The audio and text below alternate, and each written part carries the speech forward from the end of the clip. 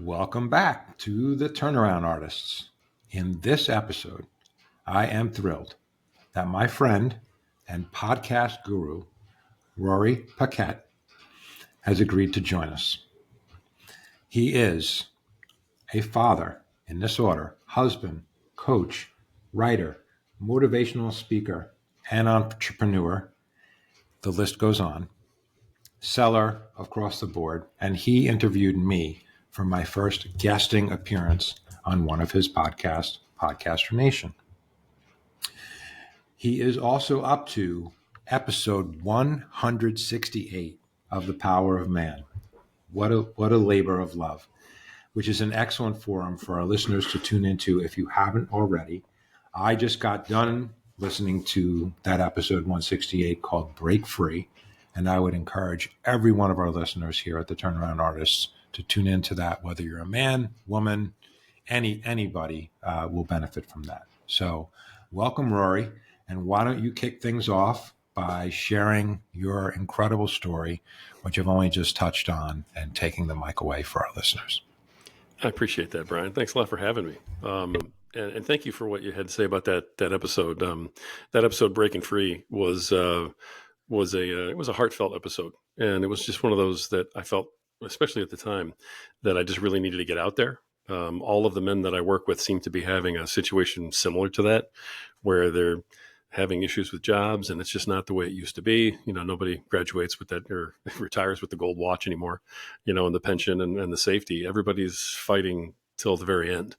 And, one of the big pushes on that particular podcast is if anybody else has control over your paycheck, then they have control over you. And unfortunately, we just keep finding out, time and time and time again, and example after example, that that is the truth. And too many people have that kind of control over us.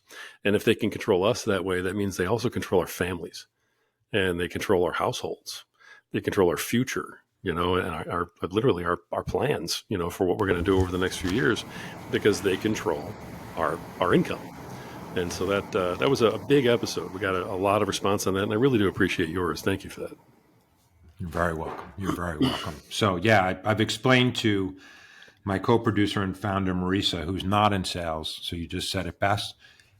She didn't understand this for a short while, but I said, in sales, your life every single day is determined by the quota that is set for you, which you have zero control over. And it makes you get up in the morning and either feel great about yourself or feel like you were just told to run a 4-minute mile. And I've never run a 4-minute mile, nor will I ever. So it's just, if you don't like that, then you need to take hold of that and listen to that podcast, and it will really empower you. So thank you for sharing. Thank you.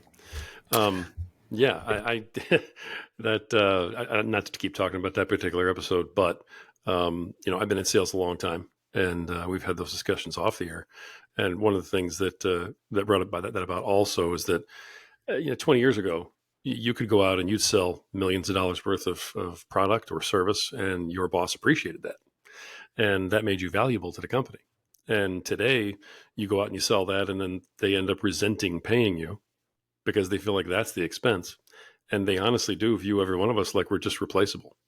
I'll just find somebody just like you tomorrow with, no attitude, no chip on their shoulder. So be grateful for what you have and how I'm going to treat you. And, my hope for every single, person, okay, but I speak directly to fathers and husbands more than anything, but for anybody, is that you find that spot at some point. You find that spot where you can monetize your passion, where you can, tell corporate America to go jump in a lake, and where, at the very least, they don't have as much control over you. So that's a lot of what we do in that podcast, in that movement, Power of Man, because I do have a couple of podcasts. But in that one, that's a big push for what we do is, trying to help men become more independent, more accountable just for themselves, not reliant on their jobs, on their bosses, on their wives, that type of thing. So it fits right in with our normal theme. But like I said, with the men that I coach, it's too frequent that comes up. It's become way too common. So. Yeah, amazing. So What I'm so excited about besides that is I mentioned off air, and I'm just going to lead into this and then turn it over to you, is you, as I've learned about you in just 2 weeks, you give, you give, you give, and you give selflessly. And I've already gotten from you, and my life partner has gotten from you. So I am so thrilled to be able to turn it back to you and try and give to you, to our small growing platform of the Turnaround Artist listeners, and hear your story, because from the little that you've told me and sort of our pre-interview, you've really turned things around. And I think I know it will be really empowering and inspiring to, if it's even just one person, as we both agree, then this is all worth it. So take us away, sir. Take us away. I love that. Okay. Well, my story is, every time I tell my story, I'm reminded that there are so many people who have it worse, and as I tell it, I sit there and think, but you made it through. Maybe it's not that bad, but I don't want to send that message out to my listeners either, who end up telling me their stories. Everybody's story is relative, and everybody's story is relative to them. It's from their perspective. And so everybody has some kind of a comeback story. Everybody's had some things go wrong in their lives. I've had a lot, I think. At least it feels like a lot to me. And I will tell you that as I sit here today, and as you're saying these nice things about me, and I do appreciate that, I never thought that I was going to be the guy that finished first. I thought from the moment I was born, really, that I was just one of those guys that was going to go out and do his best and never get any credit and never get his just dues, but just keep fighting, So from moment one, I had this mentality. Growing up in a broken home, no father on a good day and a really lousy one on a bad day, and getting hospitalized from getting beaten up so bad. Things like that. A lot of people have dealt with that. I've heard a lot of those stories. But when you start your life that way, you develop a huge chip on your shoulder. And you go into every instance after that figuring that you're going to run into some unfair scenario, that you're going to have to fight your way through it. And for a long time growing up, I was angry about that. I got into, adulthood and, met my wife and, we were having kids, and I still underneath it all was angry about all of that, the way that I grew up and the things that had happened and the various horrors that I'd had to see. But a little hard to talk about. I'm not used to being on this side of the mic either, but you reach a point where you start to kind of count on feeling that way. You find a way to turn that into your biggest strength, that you are just ready to fight at any moment. And I ended up needing that, but it's a double-edged sword. I used that to build a real estate business up into the multi-million-dollar range, making high six figures. And my family and I were well off by any standard. I had 5 offices in 2 states, 52 agents working under us at one point, real estate agents, doing really good business. Had great people. They were all making good money. It was a really nice spot to be. And then 2008 happened. And, you're a little bit older like I am. And you probably remember what happened in 2008 with the crash. And then everything that happened after that. The crash was one thing because we kind of saw it coming. But the stuff that happened after the crash really was what pummeled the small real estate companies. And people don't really know that part of the story. The administration at that point came out with a first-time home buyer plan. They were going to give them like $8,000 forgivable to put down on a first-time home. And so for 2 or 3 months, it was lobster dinners. It was feast for all the agents that were out there because everybody came out of the woodwork wanting to buy houses, and it was just wonderful. And they, oh, the government's great. This plan's great. And I kept looking at them all. I'm like, I feel like I was the only one who saw it. But I told everybody, I said, folks, this isn't creating new buyers. This is just making all of the people that were going to buy now. So all this money you're making, put it away, pigeonhole this stuff. Bag it, bury it out in the middle of a field. You're going to need it later. Nobody listened. Nobody listened. We went from 52 agents down to 12 in about 6 months because the market just dried up like the Sahara Desert. And it's exactly what I knew was coming. We hung on as long as we could.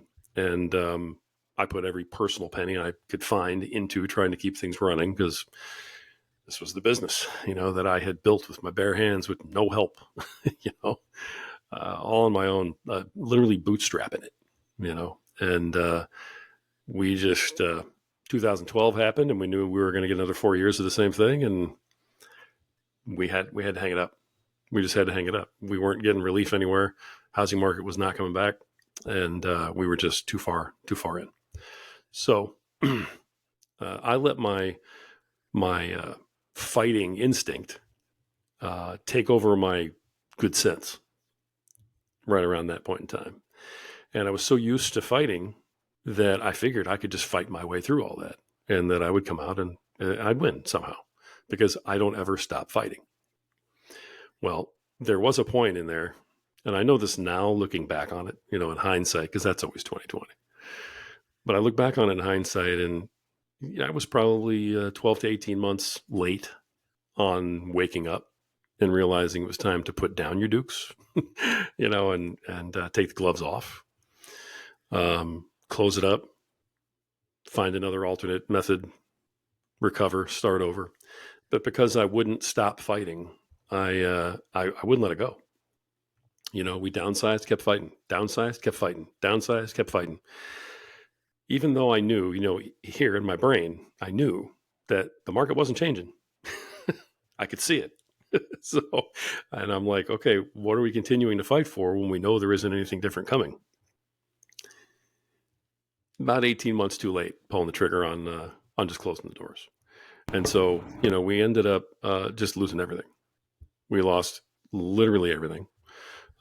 Sold furniture, sold cars, sold clothes, kids' toys. I mean, tried to, keep things going as much as we could, but we ended up, losing our house. It was all of it. So we, friend of a friend, helped me rent a place because I didn't qualify to rent anywhere at that point, with what we've been through. And I went to work for a local TV station selling some advertising, real low. I mean, even back then, low base salary and, maybe a commission someday type of sales job. But, and I just said, look, we just got to start over. We hit bottom. We're going to bounce. We'll figure it out. And then the problem was that I was fighting to get it back. But because, again, I was so used to fighting for my life all the time, I was trying to fight to get back to exactly where I was. I wasn't fighting to get out of the new low position. I was fighting to get back to where we were, back at the top. And, it was more out of, I think, misplaced pride and embarrassment and stuff like that back then. And so, the different things that I tried to kind of get going, they didn't work because I wasn't doing things the way they should be done. I was working out of like an emergency type of mindset. It has to work now. I can't give it 3 months to build it, because I have to make money now. So, so even after we bounced, we came back up a little bit, then we crashed even harder and ended up losing that place. So we ended up in a neighborhood that was not anywhere you'd ever want to be. A lot of locks in the doors. Luckily, my family and I, have, darker skin. Everybody thought that we were Mexican. So it was, and I'm not being disparaging or anything. It's just that the neighborhood that we moved into was a lot of lower income folks, and it was a predominantly Mexican neighborhood, and they accepted us, thank God. And we made some really good friends there. It was nice. but it was not what I had promised my wife and my kids. It was not where I wanted them to be. Yeah. So we Now, had, yeah, go ahead, please. let me ask you, Roy. I'm first off, my compassion, and to be honest, I'm proud of you because a lot of other people wouldn't be sitting here doing this, and what you do for people. Growing up the way you did, it sounded like you could have been like, "Woe is me," and went on a lot of different paths. I'm curious with your family situation, right? So what you're describing is you go from, obviously you're making good money, you have a probably nice house and nice cars and nice toys for the kids, and you're treating them well, and lobster dinners, like you say, whatever. And then everything's now changing. What are your children and your wife? What's their mindset as you're going on this down of the roller coaster? It impacted my oldest son the hardest because he really had never known any other kind of life. My daughter, who's older, my daughter's my oldest. And then I have my older son who's in the middle, and then my youngest son. And my daughter didn't feel it as much because she remembered when we were, not that well off and fighting on our way up. So for her, having it all, so to speak, only lasted, a segment of like 6 years. And then it was, we're going to fight again. And she was like, oh, okay, I've been through this. Dad's going to get us through this. So I know we're fine. My youngest son had come up with everything, but was like, oh, this is new. Okay, well, fine. But he was so young that what we had and what he wore and, how people viewed him really didn't have anything to do with, really didn't impact his life. And so to him, it was, all right, I have fewer things. Okay, I'm still fine. I'm eating. Everything's good. It was my middle son, or my middle kid, my oldest son, who was at that sort of middle school, going into high school age. It mattered what you were wearing. Sports were real political, and everything else. And when your dad's losing his business and losing everything, and your girlfriend's parents are, her dad runs a bank and everything else, you don't look real good, and you're a little embarrassed about your situation. It hit him the hardest. But to all of their credit, they really went with the punches. They trusted that I was going to fix it. I had always fixed everything before, and all of them have talked to me, since then, since we've gotten out of it. But they've talked to me since then. They've all said the same type of thing that, Dad, we just figured you were going to get us out of it. We weren't really worried about it. And it took a little longer than I think my older son thought it was going to take. But even he said, Dad, you got us out of it. We knew you were getting us out of it. My wife took a lot of things hard because she worked really hard to raise those kids and to do her part. She was a stay-at-home mom, worked her butt off, keeping the house, decorating it, picking out all these unique little things, and just making a really nice home for everybody. And she was watching all that kind of get torn apart. But she never wavered. My wife could have done better than me on accident back then. She could have covered up her eyes, walked out in the middle of the street, and got bumped by a car with somebody driving it that was better off than I was at that moment. And she never wavered. It's amazing the way they all stuck with me and supported me. I like to think that just means I was doing something right up until then, but I didn't know that at the time. I know that now. At the time, all I could feel was that I was completely letting them all down. It was the lowest I've ever felt in my life when I was, a kid and my dad was beating the hell out of me. I didn't care nearly as much because I didn't feel like that was my fault. That was happening to me. This was something that I had done. This was something that I had caused, that I had, even better, that I had allowed to happen to my family. And, especially when you're dealing with fathers and husbands, your job is to protect, provide, and lead. And I was doing none of those. I had failed miserably at all three. I think the bottom was probably, it was, one night when we were in this, new place, it was pretty rough.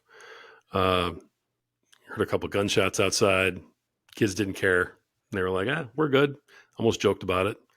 They all went to bed. My wife went to bed finally. And I was sitting there. And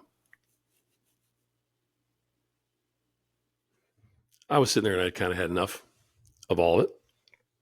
And I really didn't see a way up. And I hate this word. I really hate this word, but I was truly overwhelmed. And I'm one of those guys, I don't allow myself to get overwhelmed. I don't believe in it, But at that moment, the only time in my entire life I can say I felt overwhelmed was right at that moment. Because I was looking at it, we owe all this, we got to take care of all this, we've lost all this. I don't know what to do next to get out. I really didn't see a way up and a way out of how I felt. And so for the first time ever, I said, I think they're better off without me. And as I sat there throughout the night, I decided that I was not going to be there anymore. And to the point where I went down the hall to looking at my kids and say goodbye to them. And I went back to the kitchen and I was like, okay, that's it. They're going to be better off without me. They'll be able to go to this relative or that relative. Everybody can blame everything on me. They'll all have a clean start. I really had rationalized it well, in my messed up head. And, I turned the sink on. I'm like, going through all this stuff. And I mean, I had a plan. And I don't know what happened at that moment, but I don't have anxiety attacks or panic attacks or anything like that. I'm not prone to those. I've never had them before or since, but I had something like that. And I just, I started shaking. I started crying. I felt like I couldn't breathe for a minute. And every single part of me screamed in my own face, what the hell are you doing? And I fell to my knees and just sat there on the floor for a couple minutes going, cold sweat pouring down my face. Like, I don't know what really happened. I mean, I don't know if you're religious or not, and it doesn't really matter because at this point, I'm pretty sure, God grabbed me back from the edge and said, look, I've let you make your own choices up until now, but how stupid are you? And finally just slapped me. And I don't know how long I was on the floor. Probably felt like hours, but it was probably, a few minutes. Got up, cleaned my face off, went over and sat down in my chair and said, all right, where am I? And I grabbed a fresh yellow legal pad. It was funny because they were in a box from the last place I'd been fired from. It's sitting there.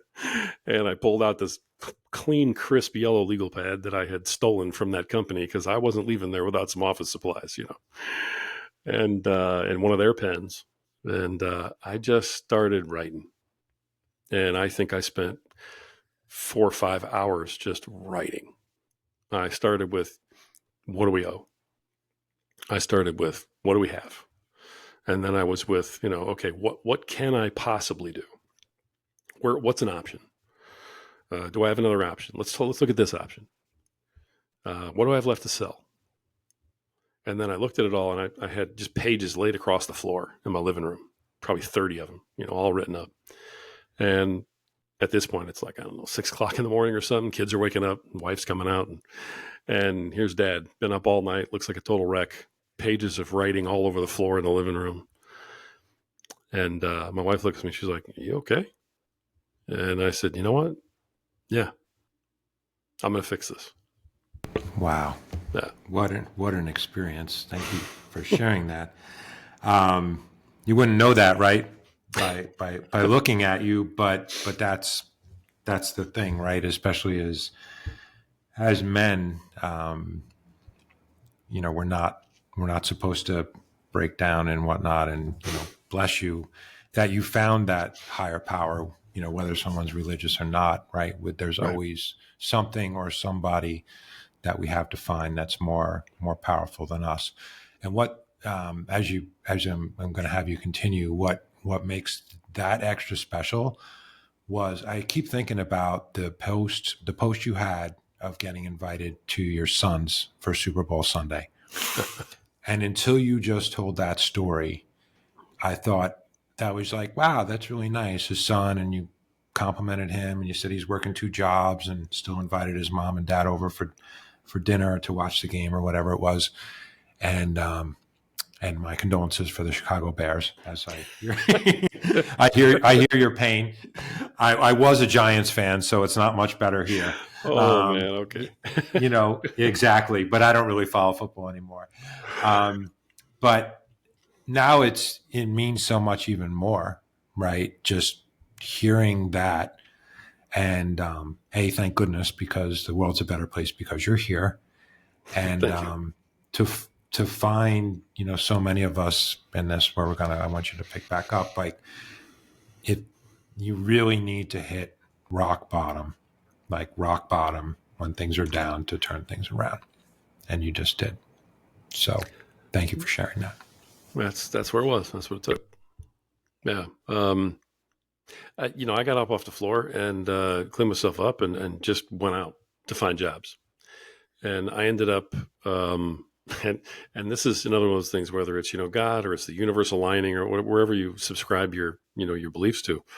I, in the next 2 days, found a full-time job working, outside sales in the field, very autonomous, for a uniform company.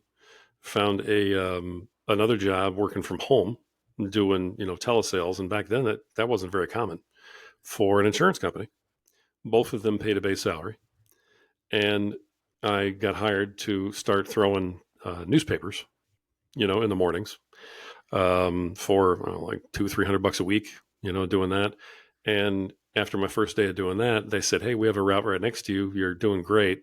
I mean, I had done it before 20 years ago. So, and they said, "Do you want to pick up this other route also?" And so I was spending like 4 or 5 hours in the middle of the night doing newspaper delivery, which basically was like a full-time job also. So I managed to put together 3 full-time jobs. And the only catch was I had to sleep for about an hour a night to get it all done, maybe an hour and a half. And, my wife was like, "You can't do this." And I'm like, "Watch me." And for 6 months I did. And I managed to not only do that, but be successful at all 3 jobs for, roughly 6 to 8 months. Then of course it starts to catch up with you, but having 3 incomes, through just sheer will and just fight got us out of it. And, about a year after that happened, we were able to find a rental house back in very close to our old neighborhood, in the kids' school district. Really nice home, the whole bit, that came out of nowhere because there's never rentals anywhere in this area, and got back. And my kids never had to leave their school, which is like the best school around here, with the best sports teams. And my boys are huge athletes. Both received full scholarship offers, so they were huge athletes. It was really important for them to stay where they were. And we made it back. It took that and almost dying, but we made it back. Right. Wow. What a success story. And congratulations on that. What are their sports, by the way? They both played football, and they both threw shot put and discus in track. Oh, wow. Yeah. Oh, wow. They did exactly the same. They even both played linebacker. I mean, they're like very similar, competing against each other nonstop. Okay. And thus that helped, obviously, financially, that their school was paid for, right, on full scholarship. Now, one question during that time is, congratulations to you on that, but you do have to, the sacrifice you have to make, was for yourself. You can't last long sleeping an hour and a half a night. Right. It's just physiologically impossible. But even the bigger thing is you sounds like such a great father who's so focused on his children, and as a husband, you're not going to see them, right? if you're working 23 hours a day, you're not spending much time at home. So how did you balance that? Because they're probably asking your wife, like, how come dad's always gone? And that's got to be tough, right? Because you can't do both. But I guess I'm just curious to how you manage that. Again, I was fortunate. The two full-time jobs overlapped, which was good, and they had similar people I was calling on also. So I kind of was walking around with two business cards for a little while. Oh, hey, let me talk about your insurance, and hey, let me talk about your uniform rental needs. It was like the same type of thing. And the businesses out there were a little like, oh, you do both? That's a little weird. And I was like, hey, you know what? But I'm here for you. So worked out okay. But I wasn't home as much. And honestly, that's where my wife really was, in her element. We decided long ago when we decided to have kids that we both really wanted her to be a stay-at-home mom. And it wasn't really a sacrifice for either one of us. So we both had the same vision for how we wanted to raise our children. And we, from the get-go, were willing to make that sacrifice. We wouldn't have the second income. We wouldn't have as much money, but we'll find a way to get them everything they need because we think this is really important. She did that during that stretch also. She could have taken off and gotten a job also, and I wouldn't have had to work 3. But then what happens to the kids? And we were out of their district driving them into the district. So we couldn't put them in a bus. It was all logistically very difficult. So again, the smartest thing to do was for me to work myself near to death and have her run the house, get the kids everywhere they had to be, get them to and from school. We had no real transportation for them. They had different start and end times. They were playing different sports at different schools. They're 4 years apart. So, while one's in high school, the other one's in middle school, and those schedules don't fit at all, of course. One starts at like 7:30, the other one starts at 8:45. You're like, thanks for nothing. Appreciate the school system. Thanks for helping. But so she really took that on. And she carried a lot of the weight because she carried a lot of the emotional weight of the kids too. Like when they were asking, hey, where's dad? They were asking her that question. And so she took that on. And she's like, your dad is out fixing things. Your dad is out getting us out of here, out of where we're living. All right, your dad's out there trying to fix everything that happened to us. And they were like, okay. Bought right in. And I think, I've said that, my 3 kids really, really supported me a lot and have really handled things well. One of the biggest reasons they did was because of my wife. Because they had their mom right there, not tearing down dad, not talking about how dad had messed everything up, not arguing with me when I had 5 minutes at home. You know what I mean? We came together during that period more than we ever had before. And let me back up for a minute because I'd be remiss if I didn't say I'm an incredibly lucky man that I've had the wife I've had for, almost 30 years. Without her, I'm not sure we make it through all of it because all of my work and everything I had to go do, I couldn't do if she wasn't devoting every minute of her time to our family and to handling every question they had and every worry that came up and every after school thing and during school thing and to and from school thing. No way I'd handle it all without her or with someone who wasn't on my team like that. If I would have had a situation where my wife was upset about what had happened to the point where she blamed me and, was tearing me down, I never would have lasted. But, 6 months on all those jobs, and then I cut back a little bit, but still went another 6 months on maybe 2 hours of sleep, and it is what it is, that all caught up with me later.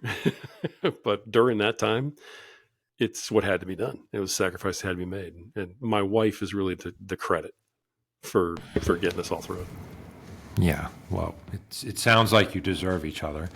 And I'm so glad you found each other. And obviously, as we've learned, we all learn, I hope, that behind every, great woman is a great man and great man is a great woman or partner, right? Let's, be correct on that. So that's so inspiring, and a thank you to her, for helping you be the best you could be and doing the right thing by your family. As you know now, so you've hit bottom, you've dug yourself up. Interesting, delivering newspapers. That's when we talked. That's how I started my sales career. So what's old is what's new again, right? You just have to do anything you can do. So as you're making this ascent, I guess walk us through. It's never, it's not a hockey stick of just sales is never that, right? Life turnarounds are never that. What were some of the challenges as you were coming up, the hockey stick of life? Because it's not a straight vertical line or whatnot. So what else gets thrown your way that's above rock bottom, but still preventing you to be all you can be, which is, I guess, now. Sure. Since the crash, you mean, like since the crash and the comeback? Yeah, it's there have been several. The biggest one for me has been the constant battle between trying to take care of my health and wanting to work as much as possible and just grind like no other human being can grind. That's just a mindset that I've had my whole life. That's why I started that way when I started telling the story. It's been part of my DNA. And so the problem with that, like you just said, you can only last so long sleeping 1 hour and then even 2 hours. So when we finally get out of it and I'm down to one job, and I'm doing a sales job and maybe the occasional part-time DoorDash or whatever to put a little extra away, that type of thing, running my own businesses and getting back into that frame of mind, the battle between those two mindsets where you have to take care of yourself and you have to go out and do everything that's possible, they're constantly at odds.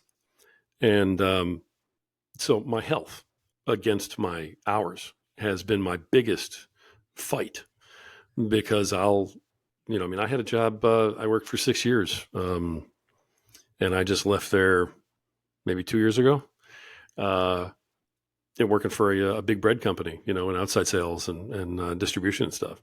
And I worked almost 8 hours a week. Legit.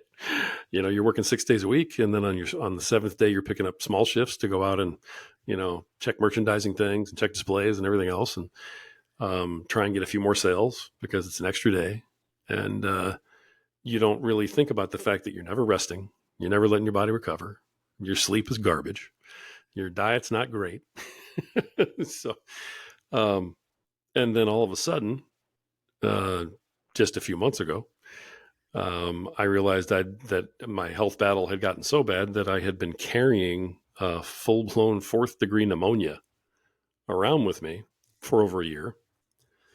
And my left lung had been filling up with fluid really badly.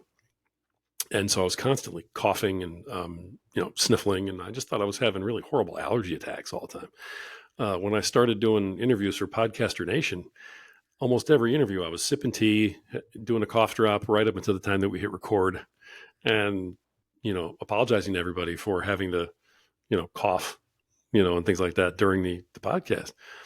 I didn't think anything of it. And then on September 19th, I woke up, didn't feel real good, and was very short of breath. And throughout the day, I was noticing my breathing was getting shorter and shorter and shorter.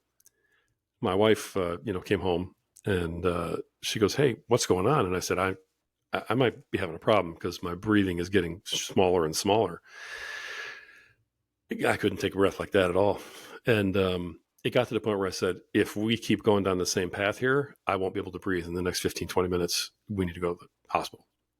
And she dropped everything and threw me in the truck, and we took off. And she drove me there.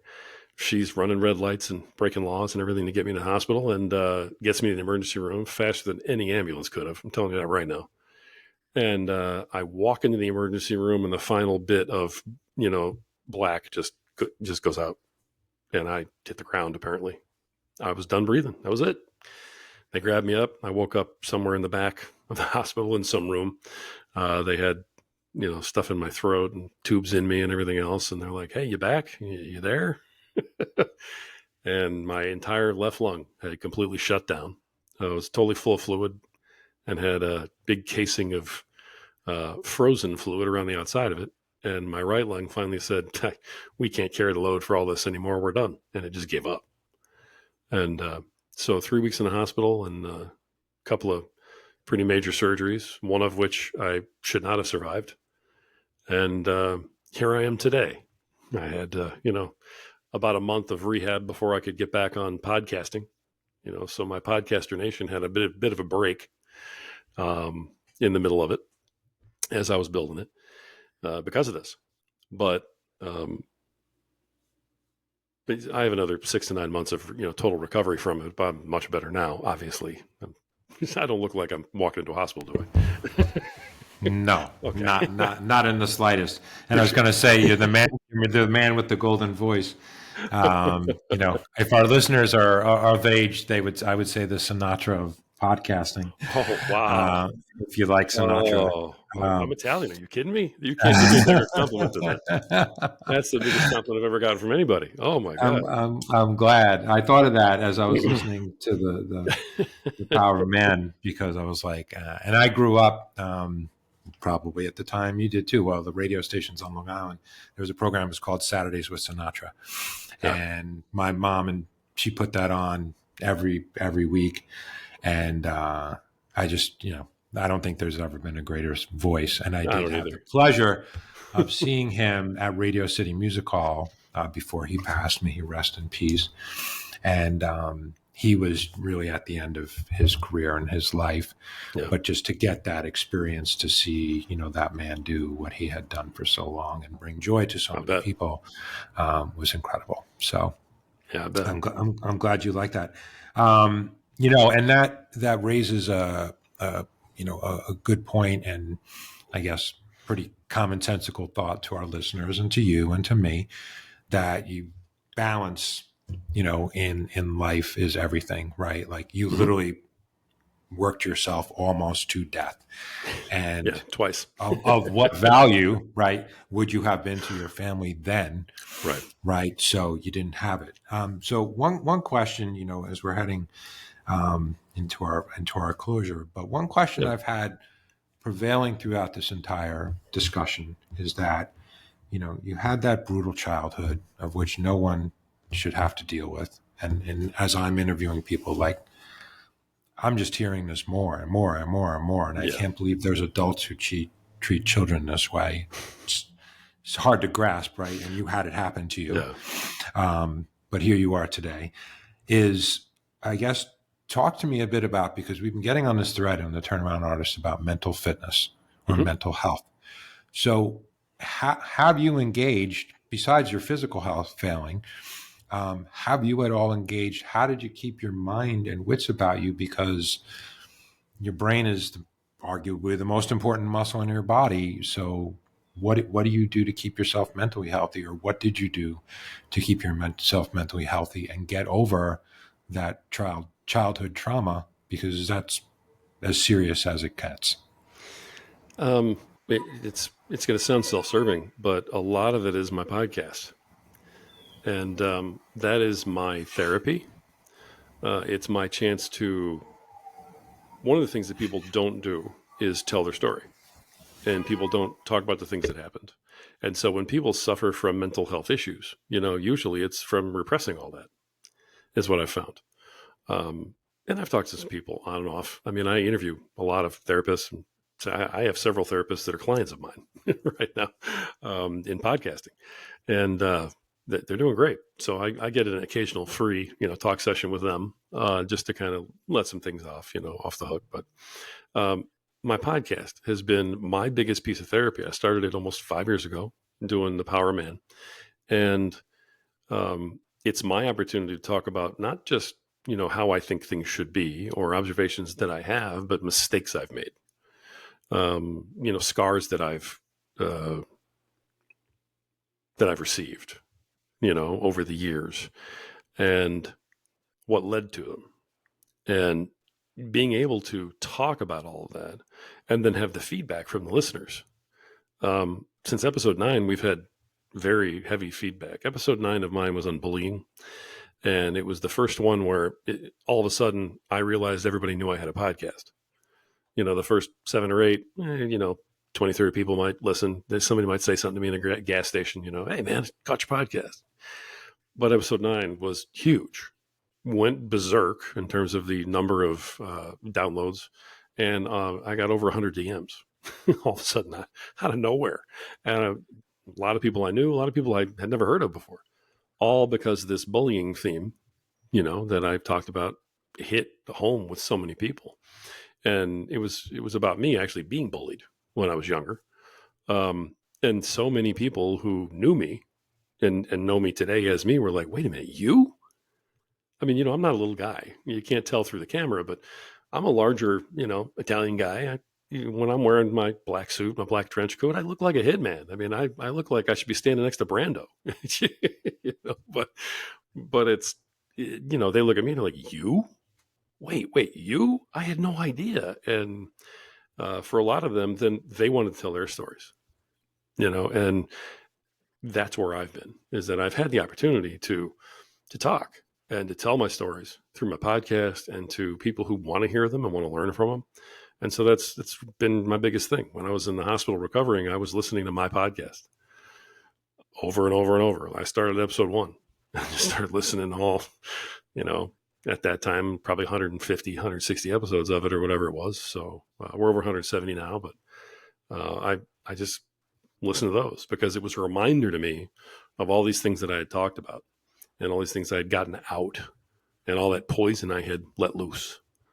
And it made me, when I was laying there in the bed, feeling like 5 tubes sticking out of me and wondering if I was going to wake up every time I took a nap. And it made me very grateful for where I was, because I was reminding myself that I wasn't always there. I used to be in a much worse spot than laying in a hospital bed surrounded by people that love me and people trying to help me. So, wow. Yeah. That's amazing. So, wow, you just keep teaching me.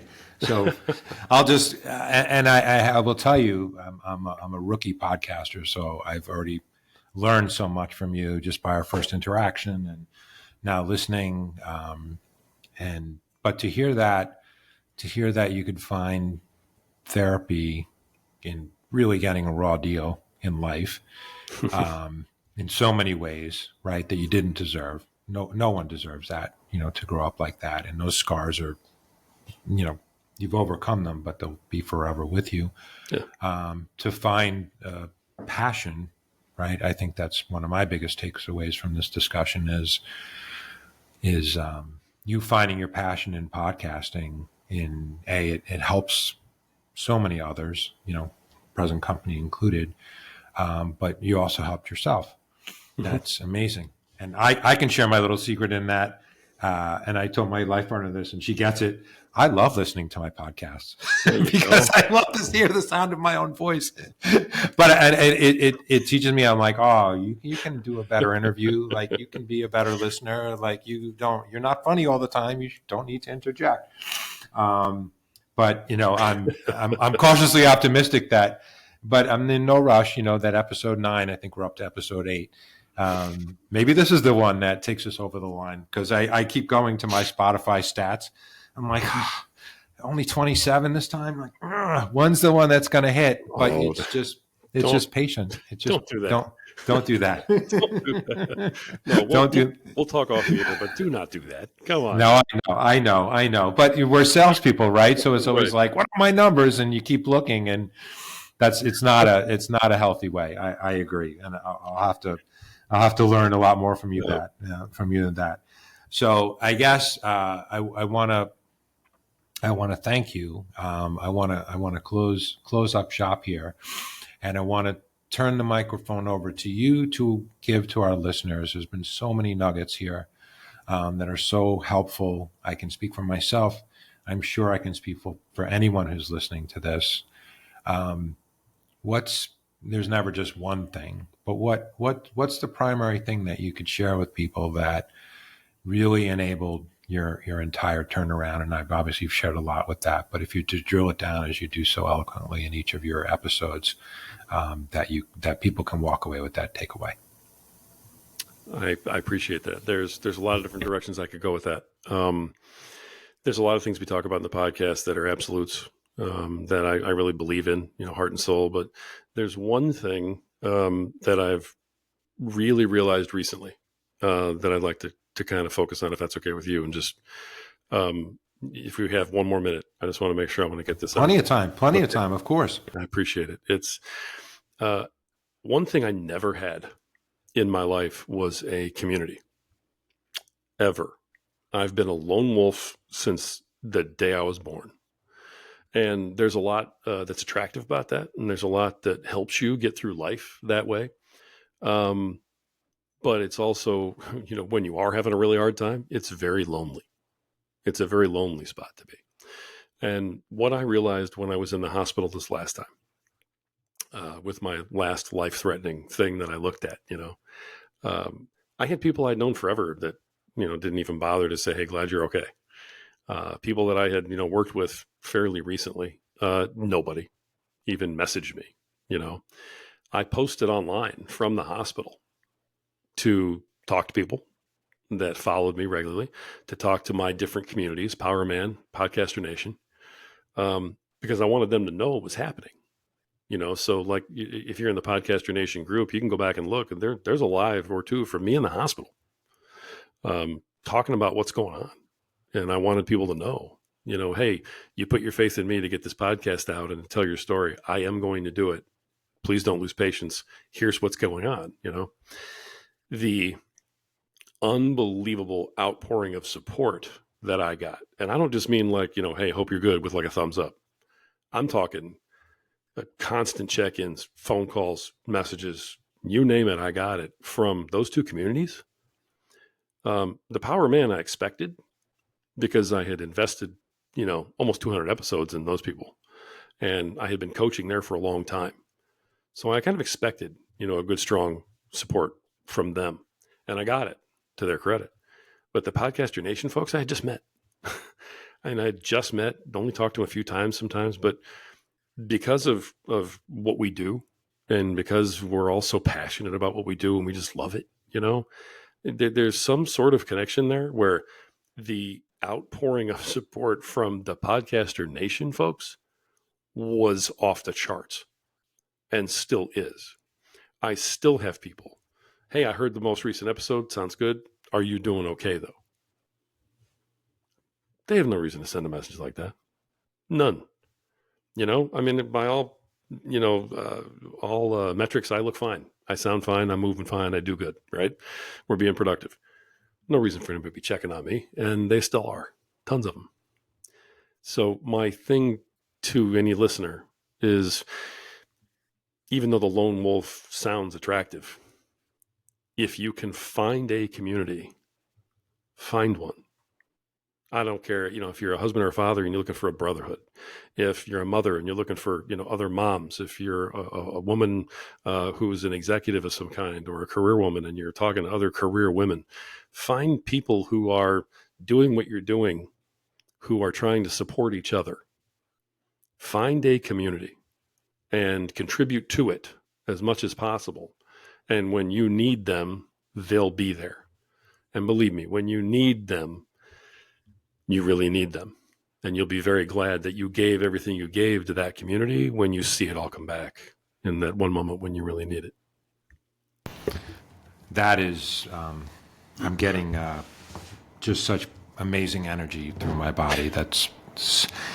It's so special, and it's really empowering and motivating. And I can back that up in saying that anyone who knows me, when I'm talking about our episodes, my journey in sobriety has taught me so much. I was a lone wolf like you, and it wasn't until I made myself vulnerable and gave myself up to a higher power and gave myself up to a group of people in a room who I'd never met before in the basement of a church that I was able to get myself on the right path. And it led me here. It's a show called The Turnaround Artists, Yeah. right? So you embody that, and community is everything, right? We are but one person, and the strength of, like your son's football team, right? One linebacker can't do it alone. They need 10 teammates. So that's amazing. So thank you, Rory. Very humbling. Tell our listeners, of course, please, promote yourself, promote your communities. Where can they find you? Where should they listen to you? How can they learn like I did? And just get the message out there. Well, if you're a father or a husband or you want to become one, or if you're a wife or significant other and you want to listen so that you can, pass on some of the advice to your male counterparts, Power Man is the podcast that put me on the map and that has driven me to get where I am today. Look us up, and it's not the Power of Man; it's just Power of Man. If you search it and it doesn't come up, search it by my name, and I'm sure that's on your podcast someplace. Because they do like to shadow ban us every once in a while. Because we talk about things like responsibility and accountability and masculinity, and a lot of folks out there don't like to hear that stuff. So we get shadow banned every once in a while. But we have a group also for fathers and husbands. It's on Facebook. It's called The Power of Man Within. That I would encourage anybody who wants to apply for. And hey, we'd love to have you in there. We talk about this kind of thing all the time in there. So we do features in there and stuff like that. So the other community that I've got right now that is incredible and is growing is the Podcaster Nation. And we just started that a little while ago. That's the other podcast I'm doing, which is growing by leaps and bounds. I think we have 60 episodes right now in the queue waiting to be published, which is great. And I'm still interviewing. So and that is, if you're a podcaster and you have not come to me to let me have you tell your story on our show, then please contact me about the Podcaster Nation. It's growing. It's going to be huge. And I hope that everybody can get into it and can benefit from it. That is awesome. And I will second that and say my podcasting abilities and motivation and excitement since I met you is hockey sticking it. And the fact that you just gave me the platform to be the first time I was ever a guest, I will be forever thankful. But we're going to know each other a long time, whether you like it or not. Sounds good to me. I love what you guys are doing here. I really enjoy your show. This is to have people just come on here just to tell their story. That's therapeutic for them. And they may not have that opportunity a lot of other places. I really like what you guys are doing. Don't stop doing it. Don't stop doing it. No, thank you so much. And I was so inspired when I listened to Break Free, and you gave the stats on, how many podcasts there are and how many have more than 100 episodes. Like, it gave me so much faith and cautious optimism in what we're doing here, because everybody starts one, but the percentage, I forget what you said, that make it to 100 episode, it was like 3.8% or something like that. 1.2.